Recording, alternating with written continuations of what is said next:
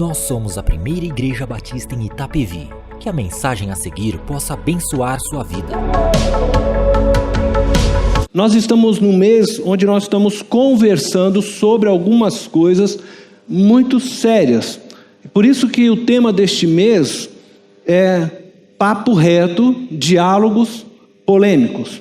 No último domingo nós falamos sobre racismo. Nós sabemos que estes assuntos, e hoje nós vamos tratar sobre pena de morte, são assuntos realmente polêmicos, que dividem-nos, até mesmo entre nós irmãos, entre nós igreja, e o meu objetivo tem sido trazer para vocês o que a Bíblia diz, e não o que eu, Cornélio, ou que homens pensam, mas eu tenho tentado realmente apresentar estes assuntos a partir da perspectiva bíblica.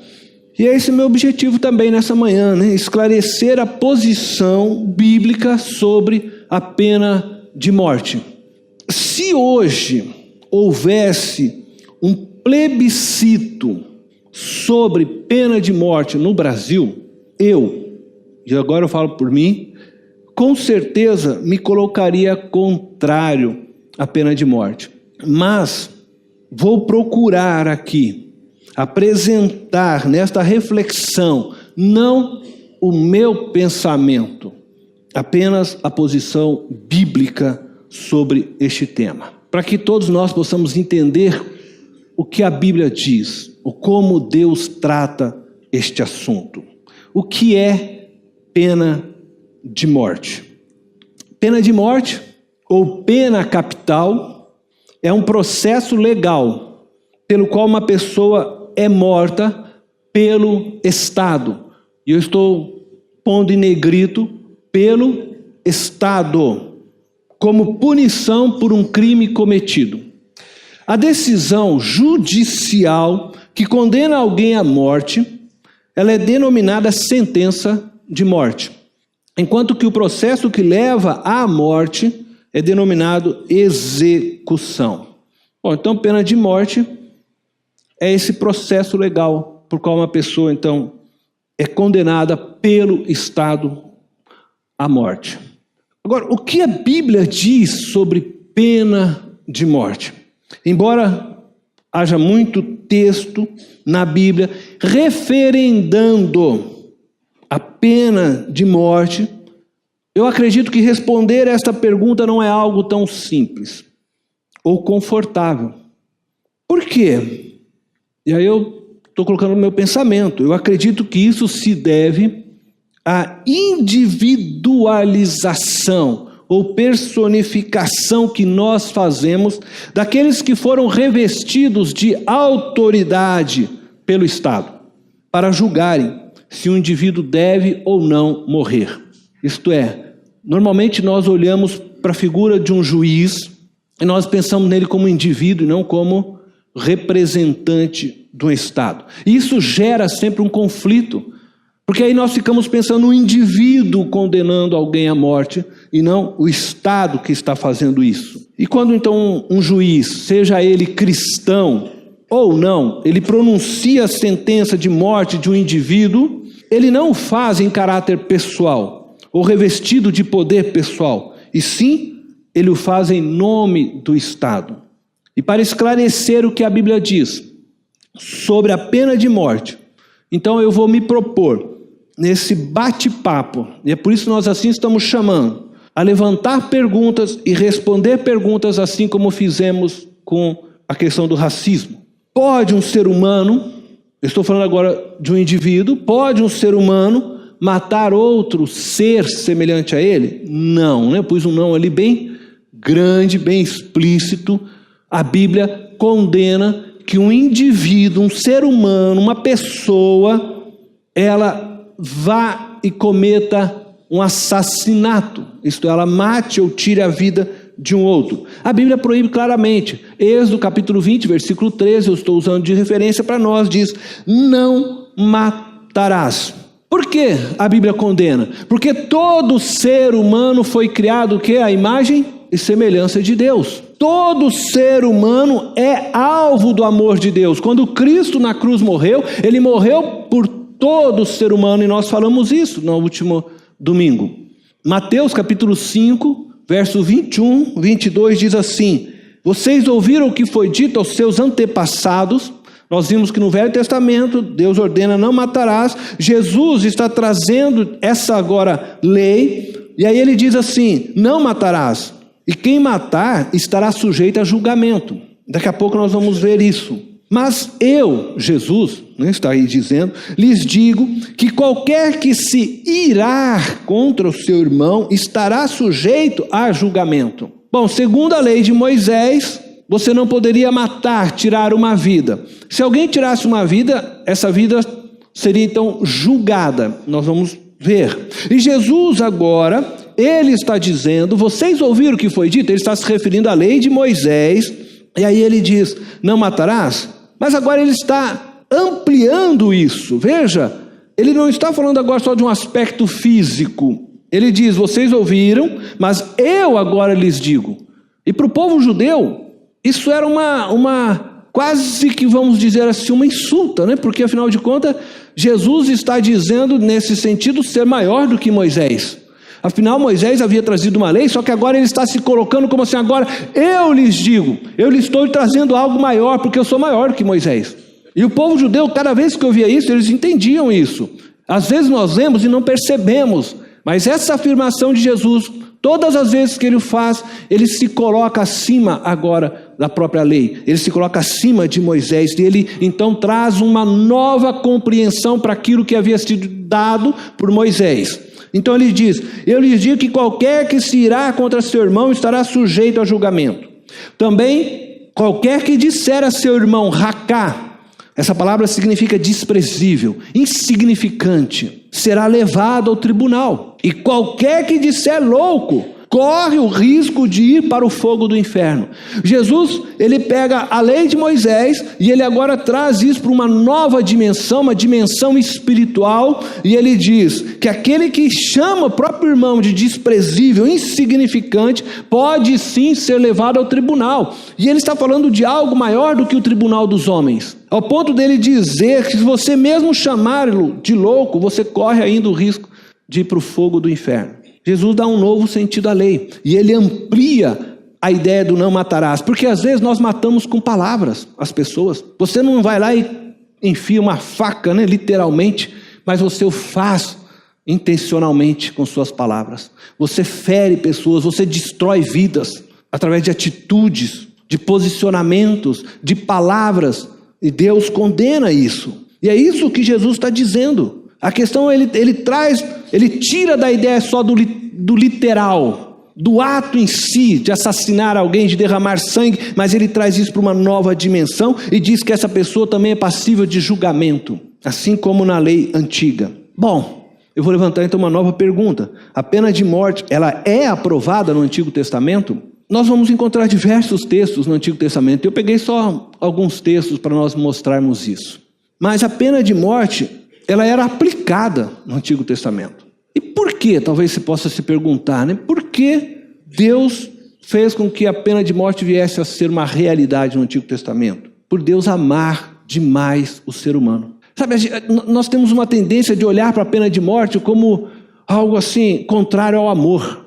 Mas pelo contrário, a pena de morte, ela tinha o fim de coibir aquele que tinha um desejo no seu coração de tirar a vida do outro. Porque ele sabia que ao fazê-lo, ele também seria julgado e poderia sofrer a mesma pena que ele havia dado àquela pessoa, ou que ele tinha a intenção de fazer. Isto é, se houvesse no meu coração uma amargura, um desejo de tirar a vida de alguém, por achar que ela me roubou, por ter feito mal contra mim, eu também seria depois julgado e saberia que eu poderia correr o risco de perder a minha própria vida. Dessa forma, a pena de morte, ela vem para impedir que um outro retire a sua própria vida.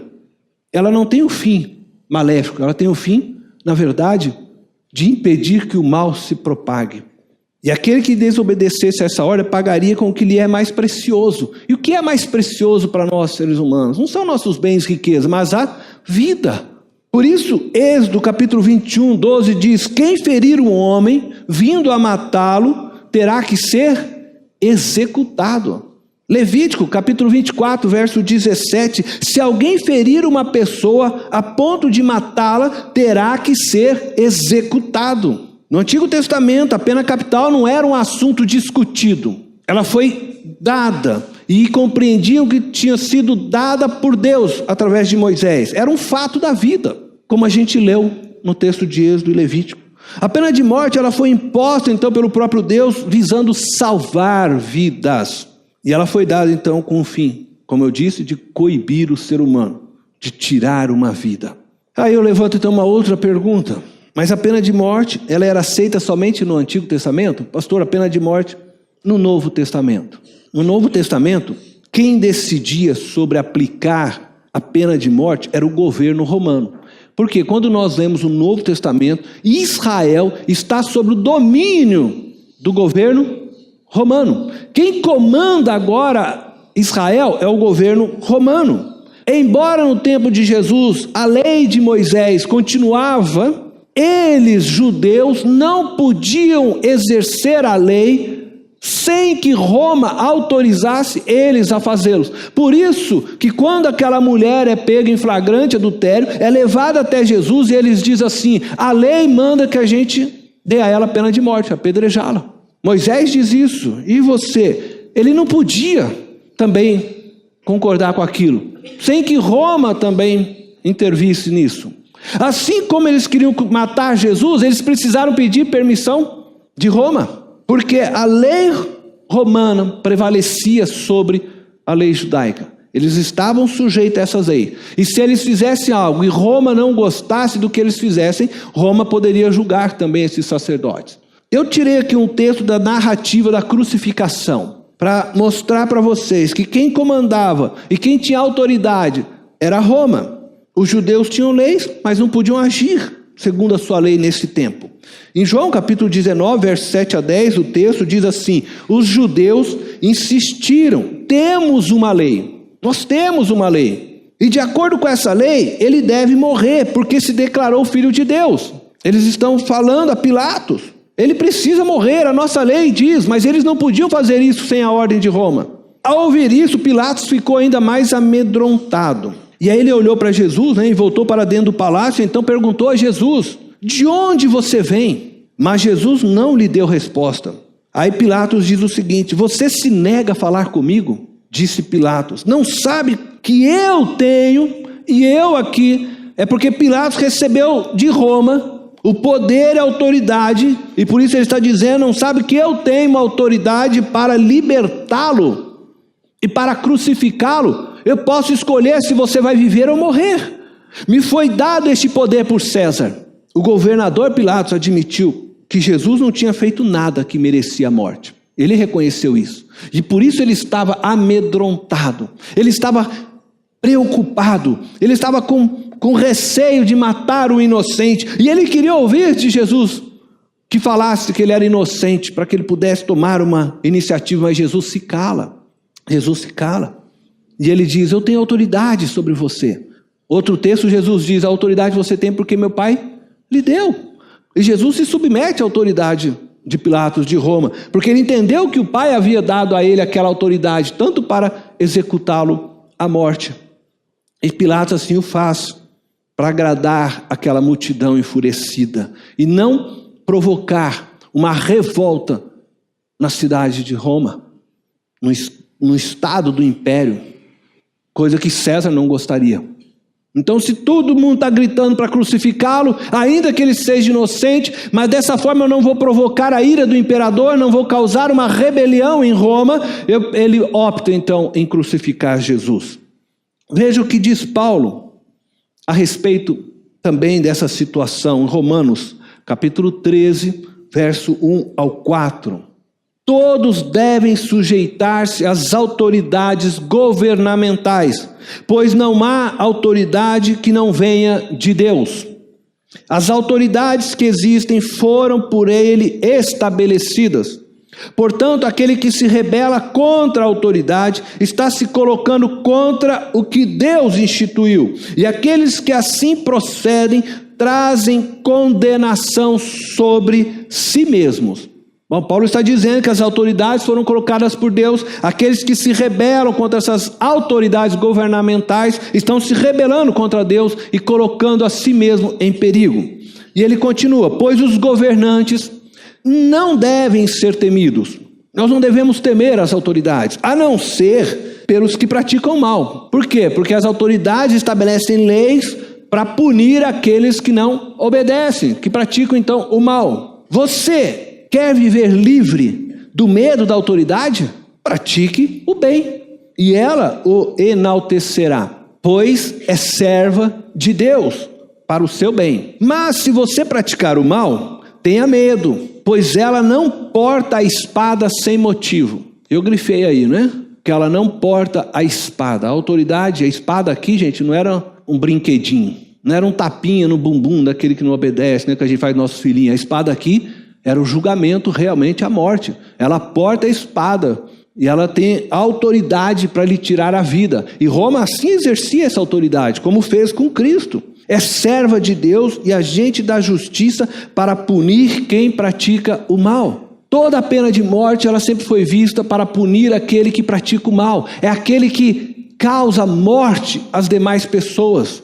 E para que aquela pessoa possa parar de matar outros, então eles tinham a pena de morte. E Paulo não coloca-se contra, pelo contrário, Paulo está dizendo que deveriam se submeter. Nós vimos até aqui, tanto no Antigo quanto no Novo, que a pena de morte foi dada por Deus para a nação de Israel com o fim de preservar a vida dos seres humanos. E que essa existia então também no Império Romano. E o Império Romano exercia agora essa autoridade sobre Israel. E veio então a decretar a morte de Jesus, que trouxe salvação para todos nós. O inocente, Cristo, morreu para que eu e você pudéssemos ser salvos. Aí eu levanto outra pergunta. A pena de morte em Israel era aplicada somente em casos de assassinato? Não. É interessante isso, né? Que não era. A lei de Moisés permite a pena de morte para crimes considerados muito graves, talvez tão quanto um assassinato. Quando Deus deu a lei a Moisés para o governo da nação de Israel, Deus instituiu a pena capital, ou pena de morte, para alguns crimes. E aí nós vamos encontrar homicídio planejado. Sabe aquela pessoa que prepara, né, a cilada para matar uma outra? Mas também a pena de morte aparece em casos de agressão a alguém e também, olha só, sobre os filhos que amaldiçoassem os pais. Veja que falta de respeito, né, para a autoridade que lhe cuidou, né, que levantava nas madrugadas para levantá-lo e levá-lo no hospital, né, que estava sempre ali junto, né, que te deu papinha quando você, né, não tinha força para comer, estava ali fazendo para que você se tornasse um homem, uma mulher forte. E aí depois os filhos se rebelam contra os pais, se amaldiçoam. A Bíblia condenava esses filhos à pena de morte. Sequestros, feitiçarias, idolatrias, tudo isso era considerado suficiente para uma pena de morte. Êxodo capítulo 21, verso 14 a 16 diz: mas se alguém tiver planejado matar outro deliberadamente, tire-o até mesmo do meu altar e mate-o. Veja o que Deus diz, como é forte, né? Se alguém tiver planejado matar outro, tire-o do meu altar e mate-o. E lembra que Jesus diz, e nós já falamos aqui, até mesmo se você considerar seu irmão indigno, e Jesus coloca isso no mesmo patamar. Quem agredir o próprio pai ou a mãe terá que ser executado. Aquele que sequestrar alguém e vendê-lo ou for apanhado com ele em seu poder, terá que ser executado. Êxodo 22, 18 ao 20 diz: não deixem viver a feiticeira. Todo aquele que tiver relações sexuais com animal terá que ser executado. Quem oferecer sacrifício a qualquer outro Deus, e não unicamente ao Senhor, será destruído. Veja como é sério essas questões todas, ao ponto de ter a pena de morte. Por quê? Todo aquele que atenta contra a vida e a integridade de uma pessoa, ou mesmo vir a servir um outro Deus, merecia a pena de morte. Isso se deve Não só como exemplo, porque às vezes a gente pensa assim, não, a gente tem que fazer isso para dar exemplo para todo mundo. Não, não é só isso. Talvez isso é uma parte, mas talvez não é a maior. Mas isso se deve porque tais atitudes e pecados geram morte sobre o outro, destrói pessoas. Pessoas que vivem na idolatria, levam pessoas para o caminho da morte espiritual e que não tem mais retorno. Pessoas capazes de agredir o pai e a mãe que tanto cuidou deles, gera morte para todos os lados. E é por isso que essas pessoas eram passíveis de condenação de morte. A pena de morte só poderia ser aplicada pelo Estado, nunca pelo indivíduo. Isso eu quero que vocês tenham entendimento. Tanto em Roma, no Novo Testamento, quanto em Israel, no Antigo Testamento, o homem, o indivíduo nunca poderia tirar a vida de outro. E por isso ele era julgado, se ele o fizesse a pena de morte. Ele não tinha esse direito. Você e eu não temos o direito de nos vingarmos. Deus não nos deu esse direito. Alguém me feriu, eu vou lá e vou me vingar. Não. Porque nós somos chamados a amar o próximo. Mas Deus deu esse direito ao Estado. Pessoas que vão julgar, não nós. Porque nosso julgamento individualmente ele é muito parcial, né? Tendencioso. Por isso, pessoas de fora são levantadas com autoridade, revestidas dessa autoridade, para poder tomar uma decisão. A Bíblia autoriza a pena de morte. Não há dúvidas.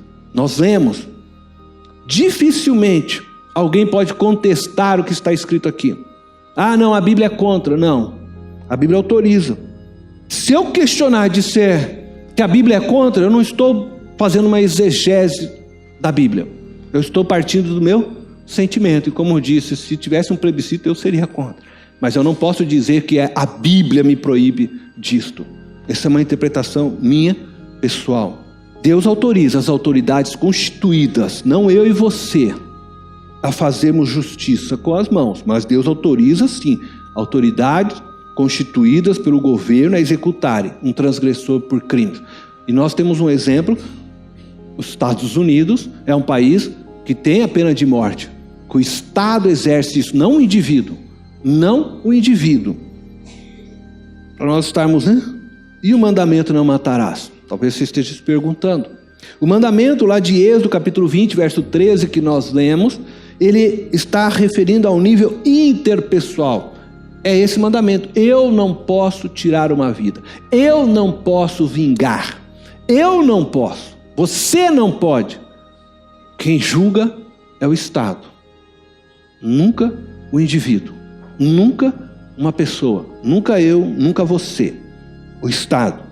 Talvez você ainda possa se dizer, mas o Estado não pode matar inocentes? Eu acho que essa é a grande questão que todos nós sempre, né, nos afligimos. Ter pena de morte. Nos Estados Unidos, quantos inocentes já morreram, possivelmente? Não tenho uma ideia. Mas com certeza, muitas vidas foram poupadas também. Porque criminosos de alta periculosidade foram mortos antes que eles fizessem mais vítimas. Você já pensou, por exemplo, quantas pessoas inocentes morrem no Rio de Janeiro? A gente tem medo, claro, como Estado, e eu não estou aqui defendendo a pena de morte, eu falei que vocês não são por favor, mas a gente tem medo de aprovar algo nesse sentido. Ah, porque um inocente pode morrer, mas esse inocente é um número muito pequeno diante dos tantos inocentes que são assassinados por criminosos que não estão nem aí, diante de tantos inocentes que são violentados, estrupados e mortos todos os dias, e que vão para a cadeia e depois soltam essas pessoas, e eles saem todos os dias, você vê isso no jornal, e faz uma nova vítima, destrói uma nova casa, mata um novo pai, mata uma outra mãe, porque a cada inocente que eles assassinam, isso se propaga para toda a família. A cada pessoa que eles violentam, não é só a pessoa violentada, mas é toda a família violentada junto com aquela pessoa. O número de inocentes que morrem por não termos talvez uma pena capital é muito maior do que aquilo que o Estado pode errar. Eu digo novamente, eu não defendo a pena de morte, mas eu não posso dizer que a Bíblia é contrária, não. E ainda digo e volto a dizer, A pena de morte é um ato de amor por aqueles que são inocentes e que pode ser amanhã a futura vítima de um, como diz esse, serial killer. Pode ser a futura vítima de um estuprador, de um bandido que brinca com a vida sem medo nenhum. Tá andando com a sua moto, o cara para do teu lado, dá um tiro na tua cabeça só porque ele quer a tua moto. Ele não tá nem aí. E ele rouba a tua moto, ele vem, no outro dia ele quer outra moto, ele vai matar outro porque ele quer aquela moto. E ele não tá nem aí. Eles não estão nem aí. Aí põe ele lá na cadeia, faz mais amizade lá com alguns bandidos, né? Ficam bem amigos. Daqui a pouco sai de novo e estão de novo fazendo. Bom, pessoalmente, como eu digo, e eu vou concluir, eu não votaria a favor da pena de morte, mas isso é uma coisa muito pessoal minha, mesmo eu olhando para a Bíblia. Mas o que eu quero dizer é, não podemos manipular a Bíblia diante de uma decisão tão séria como essa. Cada pessoa é livre para ter sua opinião, e nós devemos respeitar, se é a favor ou não, porque a Bíblia dá margem, sim, e a Bíblia apoia a vida, sempre a vida. E se uma vida é destruidora de vida, a Bíblia condena essa pessoa à morte. Porque a vida é muito preciosa para Deus, muito preciosa, para que seja destruída por pessoas que não valorizam a vida. É isso que a Bíblia ensina. Feche os teus olhos. Eu quero orar para que Deus possa mover seu coração, a fim de que você possa verdadeiramente entender o valor da vida, acima de qualquer coisa. Porque o que eu quero, acima disso tudo, é que a gente entenda quanto a vida é preciosa para Deus e quanto Deus se preocupou em criar regras, leis para a vida ser preservada. Mas que uma regra, uma lei, ela nunca pode ser a base para a nossa vida, para nossas decisões éticas, morais. Mas pelo contrário, o amor e a vida, preservar vidas, é o desejo de Deus. Pai amado e eterno, nós queremos te agradecer nessa manhã pela oportunidade de lermos tua palavra, de aprendermos mais a tua palavra, e sei que esse assunto é tão polêmico, tão difícil de falar, mas eu sei que quando o Senhor criou o homem, o Senhor criou o homem para a vida, e que o Senhor nunca apoiou, desde Abel e Caim, da história do primeiro homicídio, o Senhor nunca apoiou que alguém tirasse a vida de outro, de forma que a lei foi criada com esse fim de coibir, de impedir que um ser humano tirasse a vida de um outro. E que nós possamos entender isso, Deus. E quando o Senhor vem em Jesus e o Senhor diz, olha, Moisés disse não matarás, pois eu lhes digo agora, o Senhor diz. E o Senhor traz uma nova interpretação. E o Senhor nos mostra que às vezes nós cometemos o mesmo erro.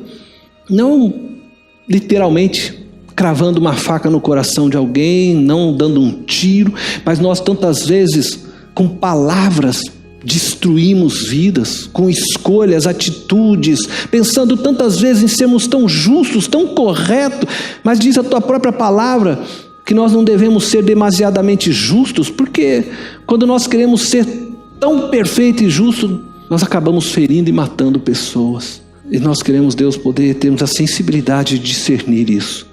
Nós queremos sempre tomar escolhas e caminhos que promovam a vida, que promovam a cura, que promovam a restauração, que promovam conserto, que nos aproxime, que nos faça amar, que nos faça manifestar o teu amor e tua graça. É por isso, Senhor, que pessoalmente eu nunca fui a favor da pena de morte, embora eu sei que biblicamente eu poderia. Mas é porque no meu coração sempre eu tenho a esperança de que a vida possa florescer aonde há morte, Senhor. De que a ressurreição possa surgir aonde já não há esperança de vida. E a minha oração, Deus, é que assim seja em cada um de nós. Que nós sejamos homens e mulheres de esperança, homens e mulheres decididos a investir em vidas. Sejamos instrumento para a ressurreição de outros, para a cura. Em nome de Jesus, Senhor. Em teu nome santo que eu oro, Deus. Amém. Esta foi mais uma mensagem especial da Primeira Igreja Batista em Itapevi. Que Deus te abençoe.